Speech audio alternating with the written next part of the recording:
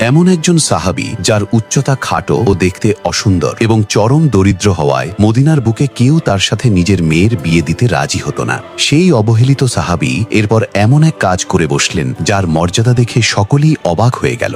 এই মহান সাহাবীর নাম হল হযরত জুলাইবিব রাদিয়াল্লাহু। তিনি ছিলেন মদিনার একজন আনসার সাহাবী।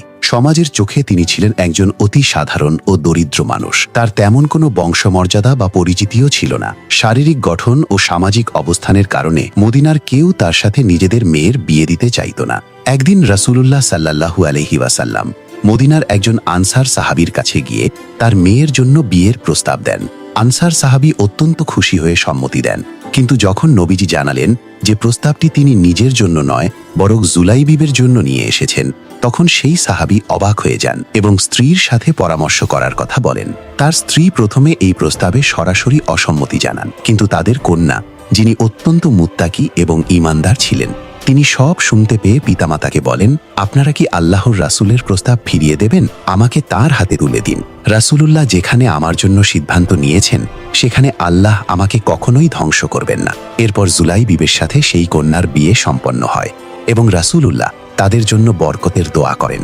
বিয়ের কিছুদিন পরই এক যুদ্ধ শুরু হয় এবং জুলাইবিব সেই যুদ্ধে অংশগ্রহণ করেন। যুদ্ধ শেষে রাসূলুল্লাহ সাহাবীদের জিজ্ঞাসা করলেন, তোমরা কি তোমাদের কাউকে হারিয়েছ? সাহাবীরা তাদের শহীদ হওয়া আত্মীয় স্বজন ও পরিচিতদের নাম বললেন। নবীজি তখন বললেন, কিন্তু আমি তো জুলাইবিবকে খুঁজছি, তাকে গিয়ে খোঁজ করো। এরপর যুদ্ধক্ষেত্রে খোঁজাখুঁজি শুরু হলো। কিছুক্ষণ পর দেখা গেল যুদ্ধক্ষেত্রে 7 জন কাফেরের লাশের ঠিক পাশেই জুলাইবিবের নিথর দেহ পড়ে আছে। অর্থাৎ শাহাদাত বরণের আগে তিনি একাই 7 জন শত্রুকে বীরত্বের সাথে হত্যা করেছিলেন।